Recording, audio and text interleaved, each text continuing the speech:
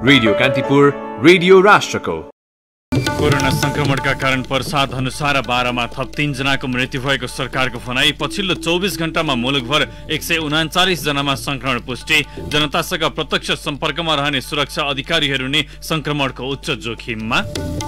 प्रधानमन्त्री एवं अध्यक्ष ओलीको राजीनामालाई लिएर नेकपाभित्र सुरु विवाद अन्त्यको प्रयास। भ्यागुत्तोको धारनी बन्दै दुई अध्यक्षले मात्र सहमति जुटाउन नसक्ने भन्दै स्थायी कमिटीबाट समाधानको पहल गर्न नेताहरूको सुझाव। विवादित फैसलामाथि आम नागरिक र सञ्चार माध्यमले उठाएका प्रश्नमाथि सर्वोच्च अदालतको असन्तुष्टि। न्यायपालिकाको मर्यादा र गरिमामा आँच आउन सक्नेतर्फ ध्यान दिन जरुरी रहेको भनाई। विश्वमा कोरोना संक्रमणको वर्तमान अवस्था भयावह रहेको WHO को भनाई। संक्रमणका कारण मृत्यु हुने 6.5 लाख नजिक। र इंग्ल्यान्ड र वेस्ट इन्डिज बीचको तेस्रो तथा निर्णायक टेस्टको चौथो दिनको खेल वर्षाले प्रभावित। नमस्कार, कान्ति डायरीबाट साथी सुरज अनि तेजेन्द्रको समाचार अब विस्तारमा। नेपालमा कोरोना संक्रमणबाट थप 3 जनाको मृत्यु भएको छ। प्रदेश 2 का विभिन्न शहरमा समुदाय स्तरमा कोरोना संक्रमण फैलिएसँगै मृत्यु दर समेत उच्च बनेको हो। स्वास्थ्य तथा जनसङ्ख्या मन्त्रालयले पर्साको वीरगञ्जमा एक भारतीय नागरिक सहित धनुषा र 12मा एक जनाको मृत्यु भएको जनाएको छ। मन्त्रालयको नियमित प्रेस ब्रिफिङमा प्रवक्ता डाक्टर जागेश्वर गौतमले वीरगञ्ज महानगरपालिका 10 बस्ने 65 वर्षीय भारतीय नागरिक धनुषाको सहित नगरपालिका 8 डुमरियाका 36 वर्षीय पुरुष र 12 को फेटा गाउँपालिका 3 का 60 वर्षीय पुरुषको कोरोना संक्रमणका कारण मृत्यु भएको जानकारी दिनुभयो। फेटा गाउँपालिकाका पुरुष भने काठमाडौँको महाराजगञ्ज स्थित त्रिवी शिक्षण अस्पतालमा उपचाररत थिए। यो सँगै नेपालमा कोरोना संक्रमणका कारण मृत्यु हुनेको संख्या 48 पुगेको छ। पछिल्लो 24 घण्टामा काठमाडौँ उपत्यकामा 6 सहित मुलुकका विभिन्न स्थानमा 139 जनामा कोरोना भाइरसको संक्रमण पुष्टि भएको छ। यो सँगै नेपालमा कोरोनाबाट संक्रमित हुनेको संख्या 18,752 पुगेको छ।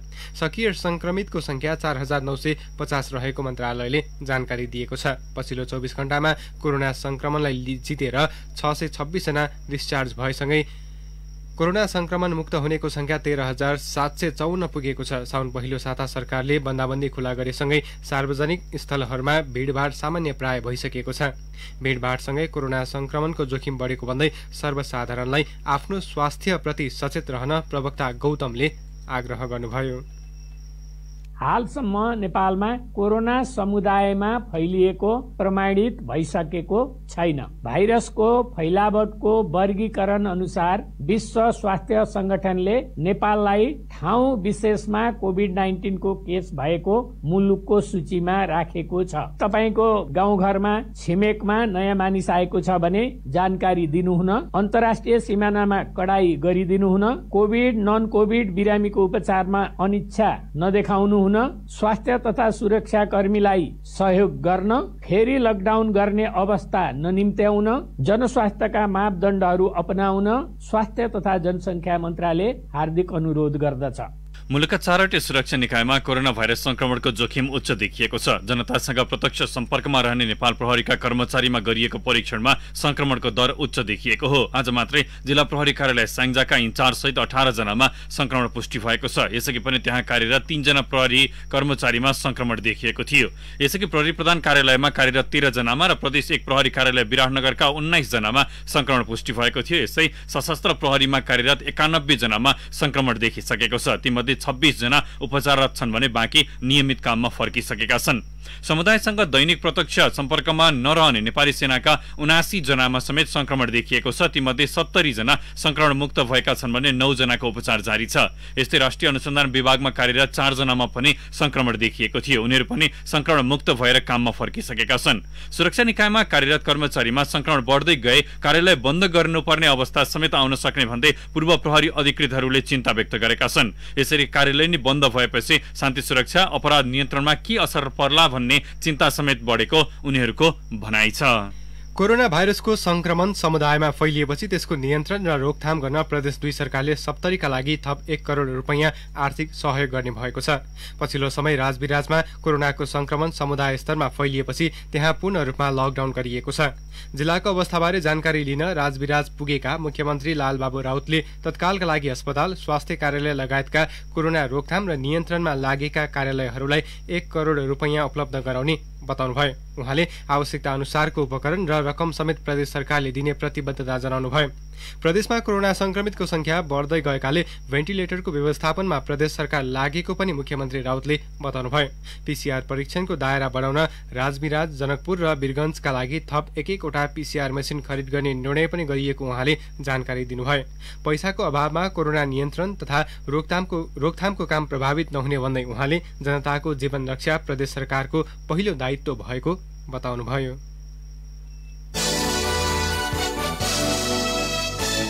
अब कान्तिपुर सविस्तार। कान्तिपुर सविस्तार। 17 नेकपाको स्थायी कमिटी बैठक सुरु भएको 1 महिना बढी भएको छ। पहिलो पटक बैठकबाटै बैठकको एजेन्डा तय भए पनि स्थायी कमिटीका अधिकांश सदस्यहरू प्रधानमन्त्री एवं पार्टी अध्यक्ष केपी शर्मा ओलीको राजीनामामा केन्द्रित बनेपछि बैठक नै बारम्बार स्थगित हुँदै आएको छ। यो 1 महिनाको अवधिमा बैठक 1 दर्जन बढी पटक बोलाइएको छ, तर मुस्किलले आधा दर्जन पटक नेताहरू बालोटार छिरेका छन्। अध्यक्षद्वयले विवादित विषय मिलाउन खोजे पनि पहलले सार्थकता पाउन सकेको छैन। नेतृत्वलाई झकझक्याउन कम्मर कसेर लाग्नुपर्ने दोस्रो तहका नेताको पछिल्लो मौनता पनि गजबको लाग्दैछ।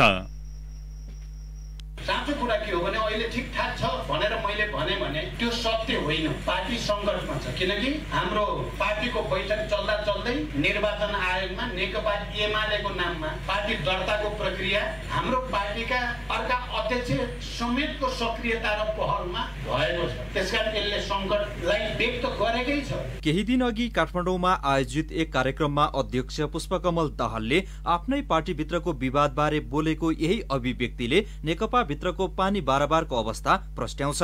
जब शीर्ष तहका नेताहरू पक्ष र विपक्षको बहसमा सडकमा नै उत्रन्छन् तब विवादको साँध भत्कन्छ। नेकपामा पनि अहिले विवादको साँध भत्किएको छ। पार्टी एकता भएको 26 महिनासम्म पनि नेताहरू जिम्मेवारी र पदीय भागबण्डाको भुमरीमा अल्झिएपछि एकता प्रक्रियाले सार्थकता पाउने भन्दा विग्रहको बाटो सशक्त बनिरहेको पाइन्छ। विवादको जालोमा रुमलिएको नेतृत्वलाई झकझक्याउन केन्द्रीय सदस्यहरूले हस्ताक्षर संकलन लगायतका अभियान पनि नचलाएका होइनन्। तर सहमतिका नाममा बारम्बार भइरहेका अध्यक्षद्वयको बालुवाटार मिटिङले उनीहरूमा पलाएको आशाको त्यान्द्रोले तत्काल हस्ताक्षर बुझाइहाल्न दिएको छैन। नेता गणेश कुमार पहाडी पार्टीभित्र देखिएका तमाम समस्याहरूलाई चाहिँ संस्थाका ढङ्गले विधि, प्रक्रिया, पद्धति र प्रणालीभित्र रहेर समाधान गरिनुपर्छ। यो स्थायी कमिटीको बैठकले यी विषयहरूलाई समाधान गर्नुपर्छ। स्थायी कमिटीको बैठकले यदि समाधान गर्न सकेन भने केन्द्रीय कमिटीको बैठक बोलाएर केन्द्रीय कमिटीको बैठकबाट भए पनि यी समस्याहरूलाई समाधान गरेर लैजानुपर्छ भन्ने हाम्रो भनाइ हो। 10 वर्षे सशस्त्र युद्ध अन्त्यका लागि सहमति गर्ने नेता हुन् या जनताले जनताका लागि बनाएको संविधानको कमा र पूर्ण विराममा सहमतिको हस्ताक्षर गर्ने नेता किन नहुन्? उनीहरू नै अहिले सिंहदरबारको घुम्ने मेचका लागि विवादको उत्कर्षमा पुग्नु आफै आश्चर्यजनक छ। हरेक विवाद निरूपणका लागि एकजनाले लचकता अपनाउनै पर्छ। तर नेकपामा को लचिलो बन्ने नेता श्याम श्रेष्ठ मुखदर्शक बनेर बसेको स्थिति होइन। खास गरिकन शीर्षस्थ तहमा चाहिँ सघन रूपले चाहिँ छलफल चलाएर यसलाई चाहिँ हल गर्नुपर्छ भन्ने आशय भएको हुनाले यस्तो देखिएको हो। तर मलाई लाग्छ अब यो स्थायी कमिटीको मिटिङ बसेर यसलाई हल गर्ने भनेर भनिएको छ। यदि त्यो भएन भने पनि केन्द्रीय समितिमा ल्याउनका लागि केन्द्रीय समितिको मिटिङ कल गर्नुहोस् त्यसो भनेर हामीले आफ्नो तहबाट चाहिँ सुझाव दिएका छौँ। संघीय सरकारको मात्र होइन 7 मध्ये 6वटा प्रदेश सरकारको नेतृत्व पनि अहिले नेकपाले गरिरहेको छ।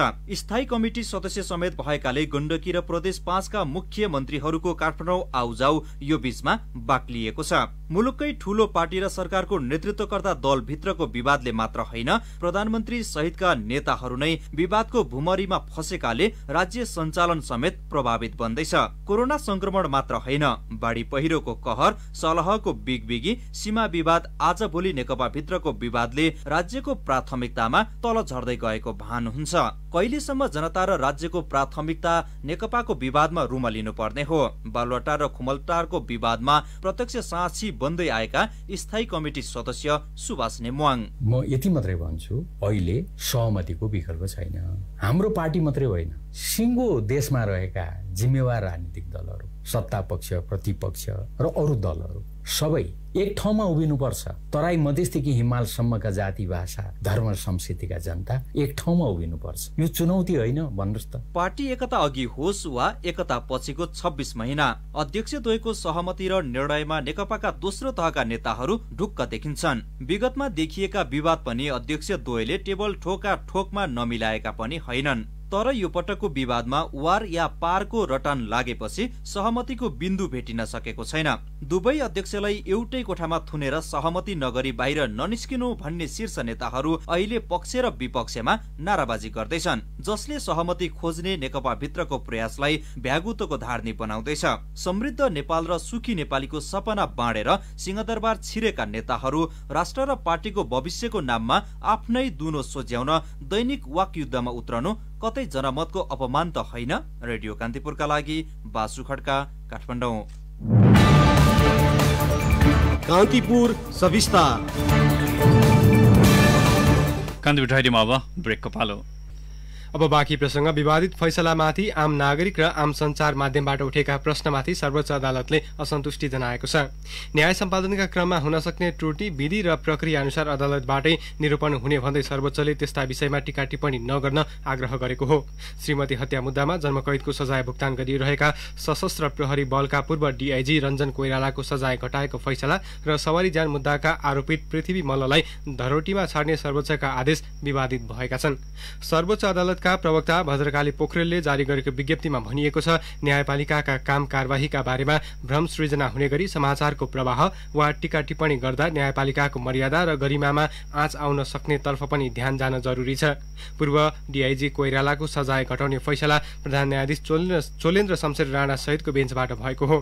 सो मुद्दा पुनरावलोकनका लागि सर्वोच्चकै 3 न्यायाधीशको इजलासले अनुमति दिइसकेपछि अदालतले आज विज्ञप्ति जारी गर्दै न्यायपालिकाको काम कारबाहीका बारेमा भ्रम सृजना हुने गरी समाचारको प्रवाह वा टीका टिप्पणी भएको दावी गरेको हो।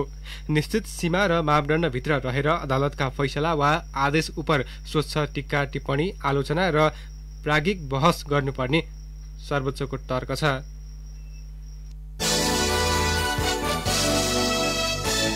राजनैतिक दलहरूको आर्थिक गतिविधि पारदर्शी नहुँदा समस्या भएको निर्वाचन आयोगले जनाएको छ। प्रमुख निर्वाचन आयुक्त दिनेश कुमार थपलियाले राजनैतिक दलहरूले आर्थिक मामिलालाई लिएर कानूनमा उल्लेख गरिएका शर्त पूरा गर्न नसकेको बताउनुभयो।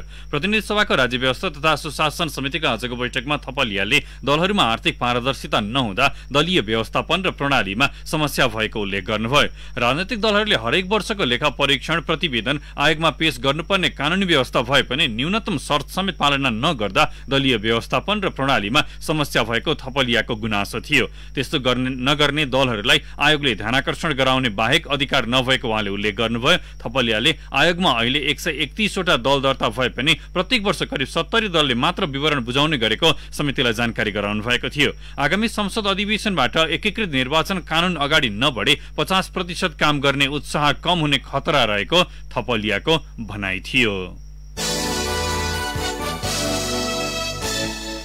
मनसुन फेरि सक्रिय भई थप 4 दिन भारी वर्षा हुने भएकाले सतर्क रहन राष्ट्रिय विपद जोखिम न्यूनीकरण तथा व्यवस्थापन प्राधिकरणले आग्रह गरेको छ।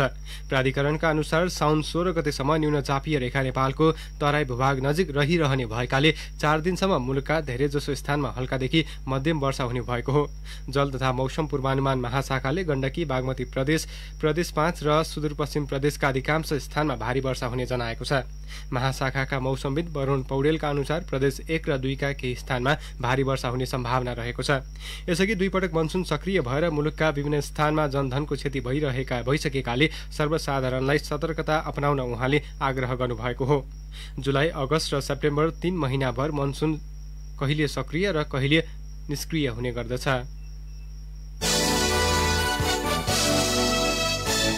पाँचतारे जिल्ला आयुर्वेद कार्यालयमा पछिल्लो समय बिरामी भन्दा बढी पदीय विवादको किस्सा सुन्न र देख्न पाइन्छ। बिरामीको उपचार गर्ने नभई चिकित्सकहरूले झगडा गरेर सेवाग्राहलाई रमिता देखाउने थलोका रूपमा कार्यालय परिणत भएपछि सर्वसाधारण समेत आजित बन्दैछन्। थप विवरण सहित पाँचतारबाट सहकर्मी लक्ष्मी गौतम।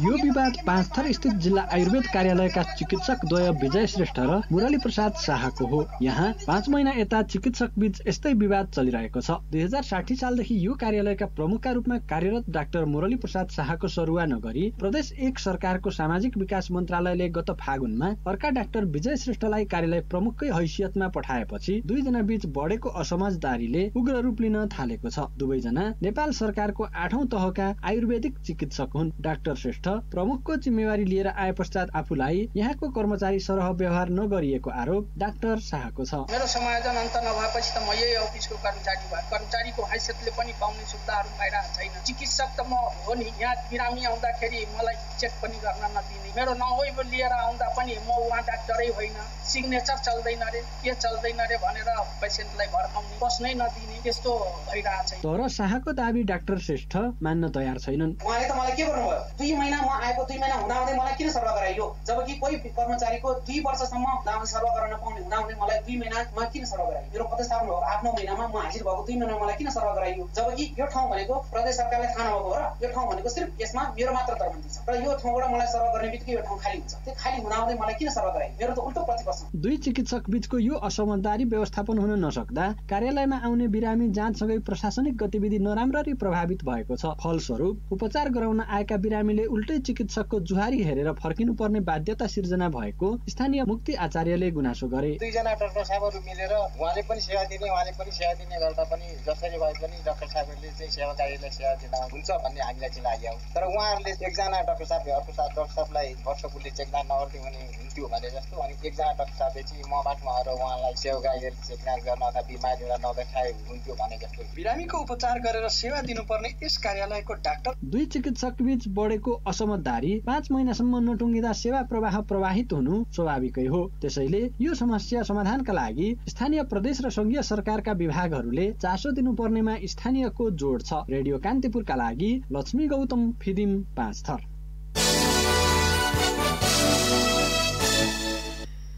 दिनको 150 रुपैयाँ भाडा लिने शर्तमा चलाउन दिएको ठेला रिक्सा फिर्ता नपाएपछि रिक्सा धनीले कुटपिट गर्दा चितवनमा एक व्यक्तिको मृत्यु भएको रहस्य खुलिएको छ। गत असार 23मा भरतपुर 24 कोठी चोक नजिक फेला परेको पुरुषको हत्या सम्बन्धमा प्रहरीले गरेको अनुसन्धानबाट यस्तो रहस्य खुलेको हो। घटनामा संलग्न 4 जनालाई चितवन प्रहरीले पक्राउ गरेको छ। घटनासँग जोडिएका अन्य 2 जना फरार छन्। प्रहरी अनुसन्धानबाट मृतक भरतपुर महानगरपालिका 15 शिवनगर बस्ने 41 वर्षीय राजकुमार गुरुङ रहेको खुलेको थियो।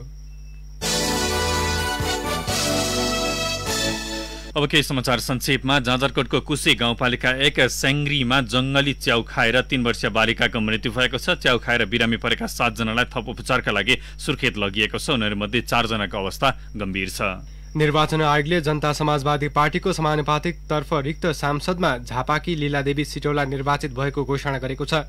साधारण सदस्यबाट समेत निष्कासन गरेको समाजवादीले नेत्री गिरीलाई सांसदबाट समेत फिर्ता बोलाएपछि सो ठाउँमा आयोगले खस आर्यको कोटाबाट सिटौला निर्वाचित भएको घोषणा गरेको हो। पोखरा विश्वविद्यालयले कोभिड-19 का कारण स्थगित परीक्षा भदौ अन्तिम सातादेखि सञ्चालन गर्ने भएको छ। विश्वविद्यालयले आज सूचना जारी गर्दै लकडाउनसँगै स्थगित भएका स्नातकोत्तर तहका पूर्व निर्धारित लगायत स्नातक तहका परीक्षा स्वास्थ्य निर्देशिका पालना गरी सञ्चालन हुने उल्लेख गरेको हो। गण्डकी प्रदेशको प्रमुख प्रतिपक्षी नेपाली कांग्रेसले आफूहरूले दर्ता गरेको संकल्प प्रस्ताव कार्यसूचीमा नराखेको भन्दै प्रदेशसभा बैठक अवरुद्ध गरेको छ। कांग्रेसले प्रदेशसभा बैठक अवरुद्ध गरेपछि बसेको कार्यव्यवस्था परामर्श समितिको बैठक निष्कर्षमा पुग्न नसकेपछि प्रदेशसभाको बैठक भोलि दिउँसो 2 बजेसम्मका लागि स्थगित भएको छ। लामो दूरीका यातायातका साधन नचलेको अवस्थामा राष्ट्रिय पुनर्निर्माण प्राधिकरणको पुनरावेदन समितिले भूकम्प पीडितहरूको उजुरी अनलाइनबाटै सुनवाई थालेको छ। सहजताका लागि भन्दै गठन भएको 3 सदस्यीय पूर्ण इजलासले आज नुवाकोटका 50 जना उजुरीकर्तासँग प्रत्यक्ष कुराकानी गरी सुनवाई थालेको हो। मकवानपुरको हेटौडा 17 स्थित हटियामा ना 5 त 80-88 नम्बरको ट्र्याक्टर दुर्घटना हुँदा बागमती गाउँपालिकाका 45 वर्षीय शंकर लोपचन्द र 17 वर्षीय सुजल नेगीको मृत्यु भएको छ। घाइते 16 वर्षीय मनोज जिम्बाको अवस्था सामान्य रहेको प्रहरीले जनाएको छ। हिमालपारीको जिल्ला मुस्ताङ थसाङ गाउँपालिका 2 न्याउरीकोटमा घर भत्किँदा 17 वर्षीय निशाल तुना चन्चको मृत्यु भएको छ। घटनामा घाइते भएका 70 वर्षीय रणप्रसाद गौचनको स्थानीय स्वास्थ्य चौकीमा उपचार भइरहेको छ। रुकुम पश्चिममा मास्क बिनै सडक तथा बजारमा हिँड्ने 66 जना कारबाहीमा परेका छन्। उनीहरूलाई प्रति व्यक्ति 100 रुपैयाँ जरिवाना तिराएको छ। एकजना 1728 जनालाई सम्झाइ बुझाइ गरिएको प्रहरीले जनाएको छ। कान्तिपुर डायरीमा अब धनकुटा डायरीको पालो। धनकुटा डायरीमा रमेश चन्द्र अधिकारीको नमस्कार। धनकुटामा राष्ट्रिय परिचय पत्र वितरण प्रक्रिया सुरु भएको छ। जिल्ला प्रशासन कार्यालयले राष्ट्रिय परिचय पत्र व्यवस्थापन कक्षको स्थापना गरी वितरण प्रक्रिया थालेको हो। प्रदेश सभा सदस्य इन्द्रमणि पराजुलीलाई प्रमुख जिल्ला अधिकारी केशव प्रसाद विमलीले परिचय पत्र प्रदान गरेर वितरण कार्यको शुभारम्भ गर्नुभयो। धनकुटाको पाखरीबास नगरपालिका 8 मुगामा पहिलो पटक सामूहिक रूपमा व्यावसायिक कफी तथा एभोकाडो खेती सुरु गरिएको छ। स्थानीय कृषि सहकारी संस्थाको आयोजनामा सामूहिक खेतीको सुरुवात गरिएको नगर प्रमुख बिर्खबहादुर राईले जानकारी दिनुभयो। सो स्थानमा कफी तथा एभोकाडोको पकेट क्षेत्र घोषणा गरिने संघीय सांसद राजेन्द्र राईको भनाइ छ। धनकुटाको साँगुरीगढी गाउँपालिकाले खरका छाना हटाउन विभिन्न परिवारलाई जस्तापाता वितरण गरेको छ। गाउँपालिकाको 9 र 6 वडाका 20 विभिन्न परिवारलाई जस्तापाता वितरण गरेको पालिका अध्यक्ष कुमारजङ याखाले जानकारी दिनुभयो। कृषि विज्ञ जीवन प्रसाद राईले 19औं कृतिको रूपमा समृद्धिका आधार नामक पुस्तक सार्वजनिक गर्नुभएको छ। साहित्यकार झमक घिमिरेले केही दिन अघि लोकार्पण गर्नुभएको पुस्तकको पत्रकार र साहित्यकार माझ समीक्षा गरिएको छ। हवस् त धनकुटा डायरी आजलाई यति नै। रमेश चन्द्र अधिकारी बिदा चाहन्छु। नमस्कार। जिल्ला डायरीपछि कान्तिपुर डायरीमा फेरि पनि ब्रेकको पालो।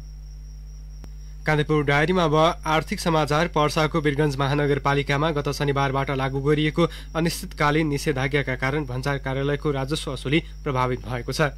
स्थानीय प्रशासनले समुदाय स्तरमै कोरोना संक्रमण फैलिएको ठहर गर्दै वीरगञ्ज महानगर क्षेत्रमा अनिश्चितकालीन निषेधाज्ञा जारी गरेको छ। 4 महिना लामो लकडाउन अन्त्य भएसँगै सामान्य बनेको वीरगञ्ज आइसिपी तथा सिर्सिया सुक्खा बन्दरगाहको भिडभाड शनिबारदेखि पुनः घटेको छ, जसका कारण यी भन्सार कार्यालयले दैनिक सङ्कलन गर्ने राजस्व पनि घटेको छ।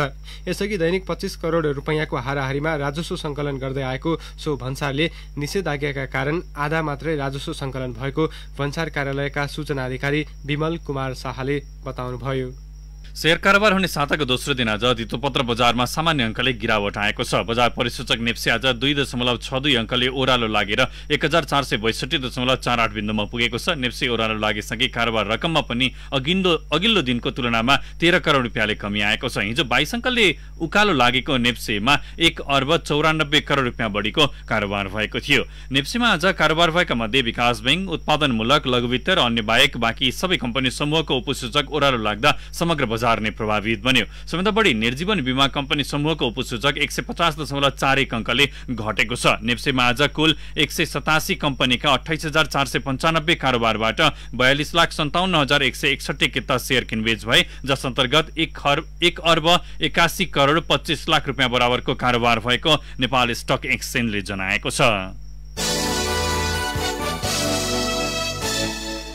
अब अन्तर्राष्ट्रिय समाचार। विश्व स्वास्थ्य संगठन WHO ले कोभिड-19 को वर्तमान अवस्था गम्भीर रहेको जनाएको छ। जेनेभामा आयोजित पत्रकार सम्मेलनमा WHO का प्रमुख डाक्टर टेड्रोस अधानम ग्रेबससले विश्वको स्वास्थ्य आपतकालीन अवस्थामा पुगेको बताउनु भएको छ। पछिल्लो 6 साताको तथ्याङ्क अनुसार कोरोना महामारी तीव्र गतिमा फैलिएको उहाँको भनाइ थियो। नियन्त्रण उन्मुख भएको चीनमा फेरि कोरोना संक्रमण दर तीव्र बनेको बीबीसीले उल्लेख गरेको छ। यस्तै अस्ट्रेलियामा पनि संक्रमण दर तीव्र बनेको छ। विक्टोरिया राज्यमा आज मात्र 530 जना नयाँ संक्रमित थपिएका छन्। विश्वभर कोभिड-19बाट संक्रमित हुनेको संख्या 1,62,96,635 पुगेको छ। जोन्स हपकिन्स विश्वविद्यालयको तथ्याङ्क अनुसार विश्वमा 6,49,662 जनाले कोभिड-19 का कारण ज्यान गुमाएका छन्। सबैभन्दा धेरै अमेरिकामा 42,38,500 जना संक्रमित भएका छन् भने 1,46,968 जनाको मृत्यु भएको छ। भारत संक्रमित बढी हुने मुलुकको तेस्रो स्थानमा छ। भारतमा 14,35,616 जना संक्रमित भएका छन् भने मृत्यु हुनेको संख्या 32,771 पुगेको छ। संक्रमितको संख्याको आधारमा दोस्रो स्थानमा रहेको ब्राजिलमा 24,19,091 जना संक्रमित भएका छन् भने 87,000 बढीको ज्यान गएको छ। विश्वका 94,31,033 जनाले कोरोना संक्रमण जितेर घर फर्किएका छन्। अब खेल समाचार। राष्ट्रिय खेलकुद परिषद राखेप अन्ततः रमेश कुमार सिलवालको नेतृत्वमा रहने भएको छ। सरकारले तत्कालीन सदस्य सचिव सिलवाललाई नै सदस्य सचिवमा नियुक्ति गर्ने निर्णय गरेको हो। आज बसेको मन्त्री परिषद बैठकले सिलवाललाई राखेपको सदस्य सचिवमा नियुक्ति गर्ने निर्णय गरेको छ। युवा तथा खेलकुद मन्त्रालयले गठन गरेको सिफारिस समितिले सिलवासहित 3 जनाको नाम सदस्य सचिवमा सिफारिस गरेको थियो। एक महिलासहित प्रस्तावित नामलाई विभागीय मन्त्री जगत कुमार विश्वकर्माले बैठकमा प्रस्तुत गर्नुभएको थियो। बैठकले सिफारिसमा परेका अन्जु श्रेष्ठ र लीलबहादुर थापा मगरलाई पन्छाउँदै सिलवाललाई सदस्य सचिव नियुक्त गर्ने निर्णय गरेको हो। राष्ट्रिय खेलकुद विकास ऐन कार्यान्वयनमा आइसके 1 वर्ष अघि निष्क्रिय भएका सिलवाल स्वतः पदमुक्त भएका थिए। नयाँ ऐन अनुसार यसपटक खुला प्रतिस्पर्धाबाट सदस्य सचिवको नियुक्ति प्रक्रिया अघि बढाइएको थियो। यस्तै आजको बैठकले राखेपको उपाध्यक्षमा शिव कोइरालालाई नियुक्त गर्ने निर्णय पनि गरेको छ।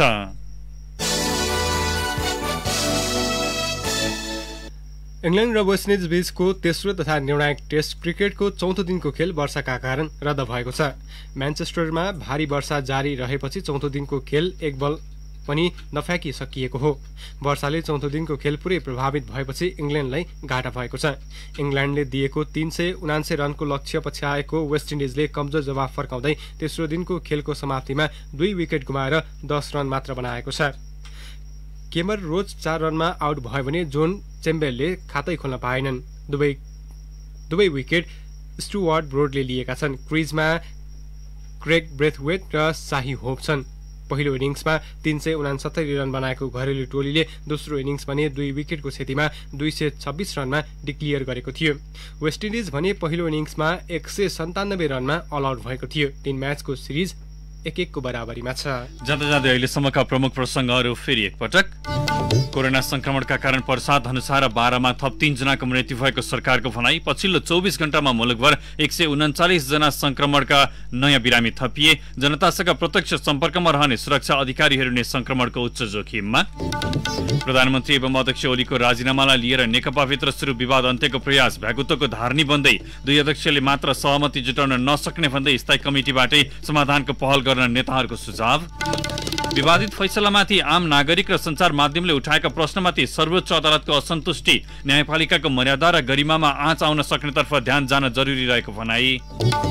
विश्वमा कोरोना संक्रमणको वर्तमान अवस्था भयावह रहेको WHO को भनाई। संक्रमणका कारण मृत्यु हुने 6.5 लाख नजिक।